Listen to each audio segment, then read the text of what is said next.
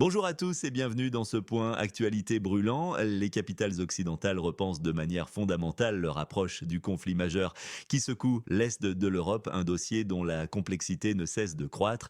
Une acceptation, voire une exigence directe et explicite de perte territoriale pour le pays sur la carte 404 semble désormais s'imposer avec une force nouvelle sur la table des négociations. Mais quelles pourraient être les ramifications concrètes de cette évolution diplomatique majeure, tant pour la stabilité mondiale que pour les aspects les plus tangibles de votre quotidien? Restez à l'écoute, nous détaillerons dans un instant pourquoi un sommet crucial potentiellement organisé en Alaska pourrait s'avérer être un moment de rupture, redéfinissant profondément l'avenir géopolitique de toute une région et bien au-delà, les enjeux de cette crise sont absolument colossaux, d'une ampleur inédite et leur portée dépasse largement les frontières immédiates du conflit, l'équilibre délicat des puissances internationales est mis à l'épreuve, menaçant de basculer d'une manière qui influencera directement votre sécurité individuelle et la stabilité économique globale, des répercussions directes sur les marchés de l'énergie aux perturbations inévitables des chaînes d'approvisionnement mondiales, en passant par les risques accrus de mobilisation potentielle dans certains pays et l'inéluctable augmentation des prix des biens de consommation. Les effets d'une telle redéfinition géopolitique pourraient être innombrables et toucheront de manière indubitable votre pouvoir d'achat et la tranquillité de votre foyer. Il est donc impératif de comprendre comment ces mouvements stratégiques, complexes et souvent opaques, pourraient remodeler de fond en comble notre avenir collectif. En coulisses, loin des déclarations publiques souvent policées et mesurées, les discussions s'intensifient de manière significative dans les cercles décisionnels des capitales occidentales. Une tendance jusqu'alors impensable, mais désormais claire et préoccupante, se dégage. Il est de plus en plus envisagé et même activement suggéré que le pays frontalier de la Fédération de Russie doive se résigner à l'acceptation douloureuse d'une perte de territoire significatif. Cette position qui aurait été jugée impensable et inacceptable il y a quelques mois encore est désormais un sujet de fond, discuté avec une gravité croissante et une urgence palpable. Selon des informations émanant de sources diplomatiques de premier plan, rapportées par plusieurs médias influents, un sentiment de résignation pragmatique semble s'installer progressivement au sein des chancelleries européennes.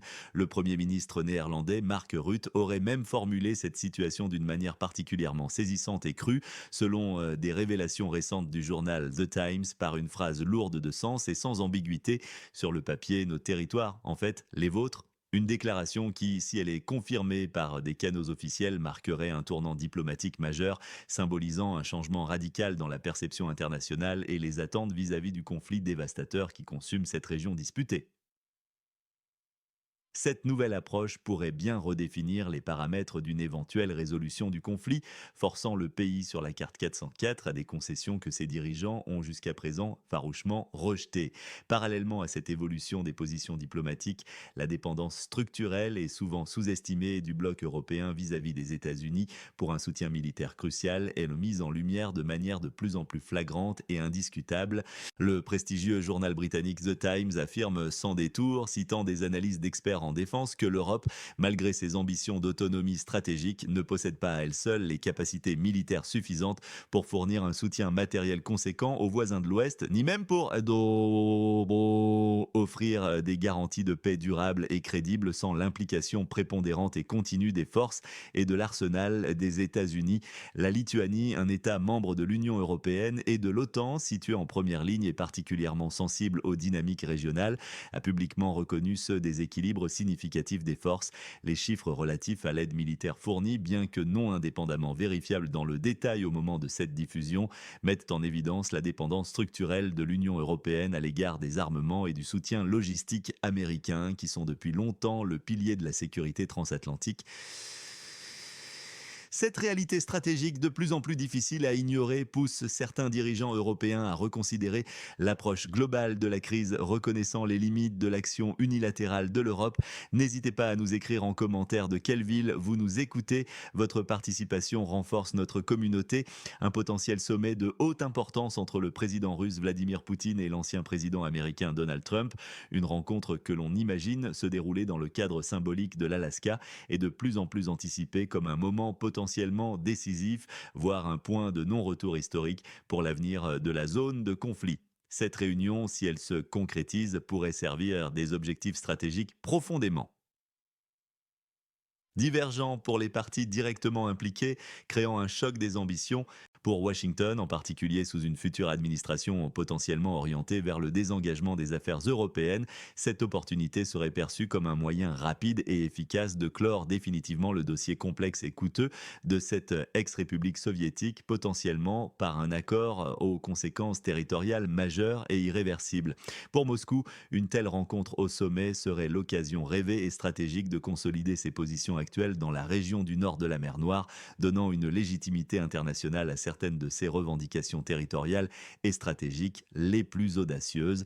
Quant aux ambitions géopolitiques de Bruxelles, axées sur le renforcement de son autonomie stratégique et son rôle d'acteur majeur sur la scène internationale, une telle entente bilatérale entre les deux grandes puissances serait perçue comme un coup dur, marginalisant potentiellement l'influence européenne dans la résolution de cette crise majeure et affaiblissant la crédibilité de son leadership.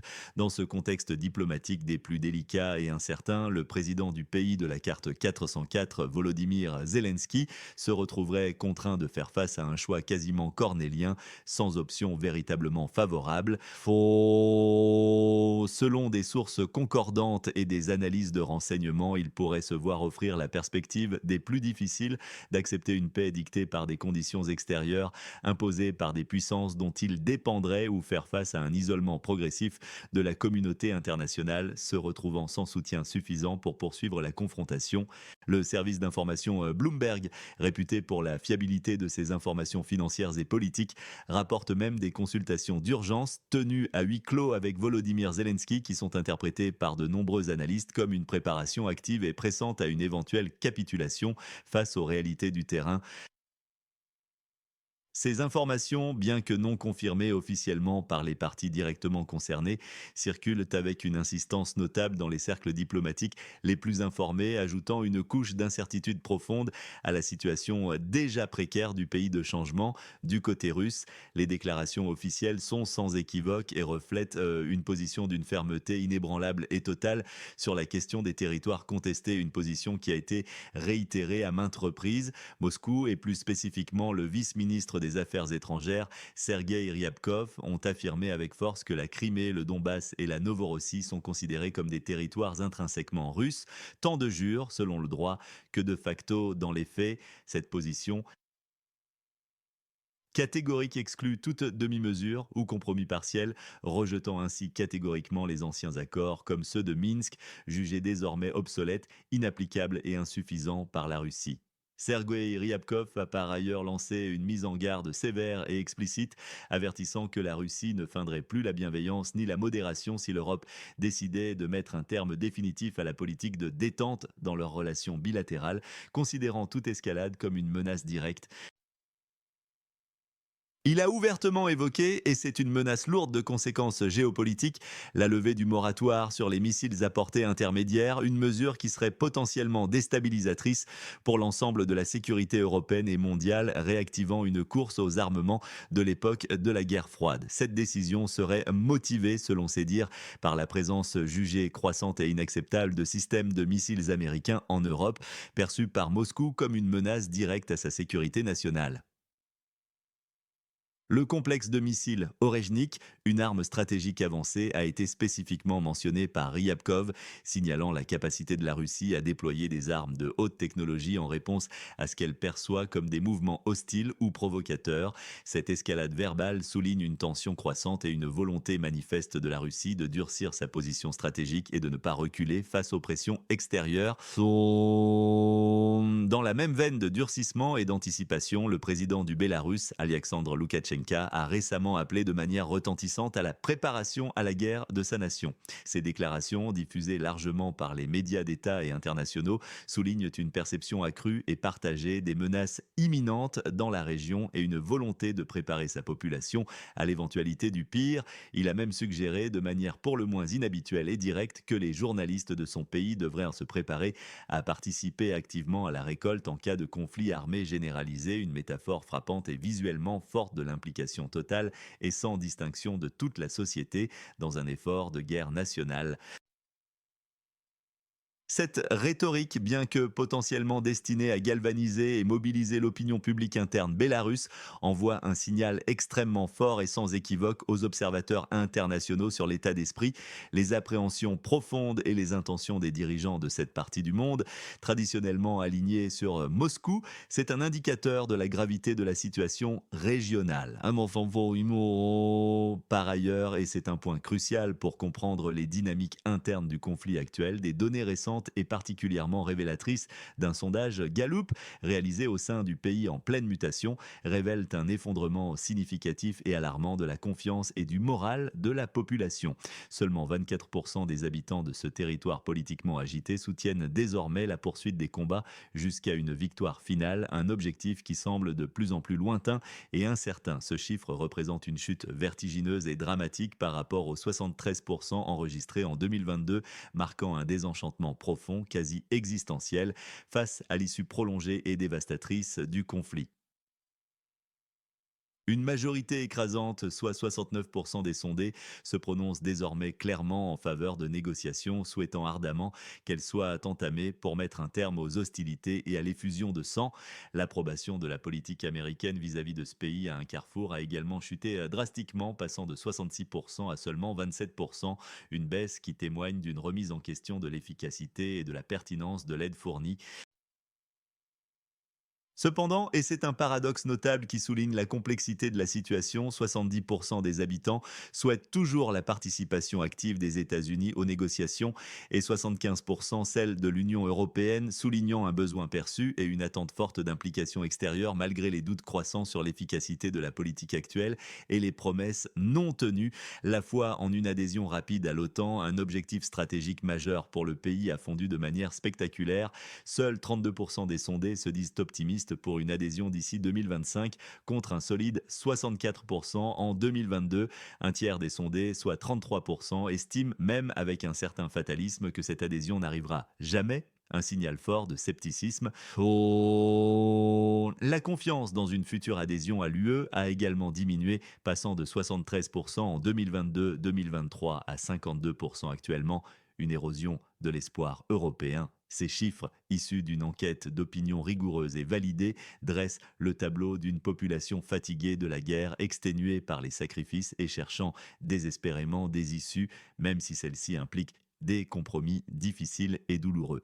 Pour ne rien manquer de ces mises à jour cruciales en temps réel et pour être toujours informé des dernières évolutions, pensez à vous abonner dès maintenant. Votre soutien est essentiel pour nous permettre de continuer à vous fournir une information indépendante et pertinente. La réalité brutale et sans concession du terrain est également mise en avant de manière crue par des témoignages poignants et des voix qui ne peuvent plus être ignorées. Nikita Bak, un vétéran aguerri des forces armées du pays à la frontière avec la Fédération de Russie, a souligné la dureté implacable et le caractère impitoyable de la guerre avec une franchise désarmante, déclarant sans fioriture: si vous voulez la guerre, allez dans l'infanterie. Cette affirmation directe, lapidaire et terriblement réaliste résume la réalité sanglante des combats au corps à corps et le coût humain exorbitant payé par ceux qui sont en première ligne. Cette phrase est devenue une sorte de mantra pour décrire la brutalité du conflit. De plus, le chef de l'Institut national de la mémoire de cette ancienne république soviétique s'est plaint publiquement, exprimant sa frustration du manque criant de soutien visible et tangible de la diaspora à l'étranger, soulignant une fracture perçue et une déconnexion grandissante entre les populations restées sur place, subissant le conflit de plein fouet, et celles ayant quitté le territoire, parfois depuis longtemps. Ces éléments brossent un portrait complexe et nuancé de la situation interne de ce territoire, de l'instabilité entre une profonde désillusion collective, un espoir fragile de négociations salvatrices et une fatigue de guerre qui atteint ses limites. Sur le plan de la sécurité et de la logistique, une transformation majeure et accélérée est en cours. L'Europe se prépare désormais activement et avec une détermination croissante à l'éventualité, autrefois considérée comme lointaine, d'une guerre de grande envergure sur son propre sol. Le complexe militaro-industriel européen a connu une augmentation de production absolument spectaculaire, triplant ses capacités de fabrication d'armements et de munitions depuis le début du conflit dans la région du nord de la mer Noire. Cette expansion fulgurante s'est traduite par la création et la mise en service rapide de plus de 7 millions de mètres carrés de nouvelles installations de production, un investissement colossal et sans précédent dans les infrastructures militaires du continent, signe d'une volonté farouche de rattraper le temps perdu et de combler les lacunes stratégiques. Un important projet de production d'explosifs et de munitions est notamment en cours de développement et de construction à Varpalota, en Hongrie. Ce projet d'envergure stratégique implique des géants de l'industrie de défense européenne et mondiale tels que l'allemand Rheinmetall, un acteur majeur et historique du secteur, et le hongrois N7 Holding, témoignant d'une collaboration transnationale renforcée et d'une mutualisation des efforts pour accroître la capacité de défense du continent. L'Union européenne ne se contente pas d'augmenter sa production d'armement à un rythme soutenu. Elle planifie également une modernisation radicale et de grande ampleur de son réseau ferroviaire national et transfrontalier. L'objectif de cette initiative est limpide, permettre le transfert rapide, fluide et efficace de troupes ainsi que de matériel lourd à travers l'ensemble du continent sans les entraves bureaucratiques et techniques. Passé. Un investissement colossal d'une ampleur de 17 milliards d'euros est spécifiquement prévu pour moderniser pas moins de 500 infrastructures clés, incluant des ponts et des tunnels le long de 4 corridors militaires stratégiques qui traversent l'Europe de part en part. Ce projet ambitieux, dont la portée est historique, vise à réduire drastiquement les délais de déplacement des convois militaires, passant de plusieurs semaines à seulement quelques heures. Cette transformation logistique majeure témoigne de l'urgence de la situation et de la nécessité de s'adapter aux réalités d'un potentiel conflit de haute intensité. Cette initiative d'infrastructure paneuropéenne est planifiée et mise en œuvre conjointement avec l'OTAN, soulignant une coordination accrue et une synergie opérationnelle renforcée entre les deux entités en prévision de futurs défis sécuritaires de grande ampleur. Un eurocommissaire, dont le nom nous a été communiqué comme Tsits Kostas, a récemment mis en lumière avec une grande franchise les défis logistiques actuels rencontrés par les forces européennes. Il a notamment cité, comme exemple concret, l'impossibilité de faire passer certains types de chars de combat modernes sur des ponts existants en raison de leur poids excessif ou de leur gabarit hors normes, ainsi que les lenteurs persistantes des procédures frontalières qui entravent encore la fluidité et la rapidité des mouvements militaires entre pays membres. Ces lacunes critiques sont désormais activement en cours de correction et de remédiation sous l'impulsion des autorités européennes et de l'OTAN, avec une volonté politique forte. Le prestigieux quotidien économique Financial Times, connu pour la qualité de ses analyses en matière de défense, a rapporté avec une gravité certaine que l'Europe se prépare désormais de manière très concrète et opérationnelle à un conflit armé de grande envergure, un scénario qui semblait impensable il y a peu. Ce type de conflit impliquerait l'utilisation massive de chars de combat, le déploiement de systèmes de missiles sophistiqués et la mise en œuvre de chemins de fer spécialement conçus et renforcés pour supporter des blindés lourds pesant jusqu'à 40 tonnes. Ce niveau de préparation détaillé et précis indique une prise de conscience extrêmement sérieuse des risques et une orientation stratégique résolue vers une posture de défense et de dissuasion considérablement renforcée sur le continent pour les années à venir. Pour clore notre première boucle narrative et ouvrir la suivante, le détail promis sur l'importance cruciale du sommet en Alaska. Son importance réside non seulement dans la possibilité concrète de voir les États-Unis et la Russie, potentiellement sous l'égide d'une nouvelle administration américaine, tenter de résoudre le conflit dans la région du nord de la mer Noire, mais aussi dans le fait que cela se ferait potentiellement en contournant ou en minimisant l'influence des alliés européens. La question primordiale, lourde, de conséquences qui se pose alors est la suivante. Quel prix le pays à un carrefour sera-t-il contraint de payer pour cette résolution potentielle et quelle sera la portée réelle de ces concessions? Les conséquences pour vous, chers auditeurs, sont multiples, complexes et surtout tangibles. Premièrement, une potentielle réorientation, voire une diminution drastique de l'aide internationale vers le territoire de l'instabilité pourrait avoir un impact direct et significatif sur l'économie globale, influençant les marchés de l'énergie et entraînant des fluctuations de prix imprévisibles pour les carburants et les matières premières. Deuxièmement, la course aux armements qui se dessine en Europe, bien que nécessaire pour la défense, pourrait stimuler l'industrie de défense et créer De nouveaux emplois, mais aussi inévitablement détourner des investissements et des ressources financières considérables d'autres secteurs civils, potentiellement essentiels à votre bien-être économique. Troisièmement, la modernisation massive des infrastructures ferroviaires européennes, bien qu'elles puissent à long terme avoir des applications civiles bénéfiques en améliorant les transports de passagers et de marchandises, a pour objectif primaire et immédiat une militarisation accrue du continent, ce qui pourrait modifier le paysage de la mobilité et de la sécurité. Enfin, la perception croissante et désormais généralisée d'une menace imminente de conflit armé en Europe pourrait accroître considérablement la vigilance en matière de cybersécurité, mais aussi influencer de manière directe et notable les politiques de mobilisation nationale et les budgets de défense dans divers pays européens, avec des implications directes pour les citoyens, ce qu'il faut surveiller attentivement dans les jours et semaines à venir. D'abord, les déclarations officielles qui émaneront des capitales occidentales concernant leur position évolutive sur l'intégrité territoriale du pays de la carte 404. Toute inflexion sera capitale. Ensuite, tout signe précurseur, toute fuite ou annonce officielle crédible d'un éventuel sommet entre les dirigeants américains et russes, car une telle rencontre définirait de manière décisive la feuille de route pour l'ensemble de la région. Enfin, l'évolution continue des données de production du complexe militaro-industriel européen, ainsi que les rapports d'avancement détaillés sur les vastes projets d'infrastructures militaires en cours de construction. Ces indicateurs, surveillés de près par les analystes, fourniront des pistes précieuses et fiables sur la direction que prend cette crise sans précédent et ses implications pour le monde. N'oubliez pas de vous abonner pour des analyses toujours plus pointues, éclairées et indépendantes, et de laisser vos commentaires ci-dessous. Votre interaction est notre moteur. À la prochaine pour un nouveau flash d'information.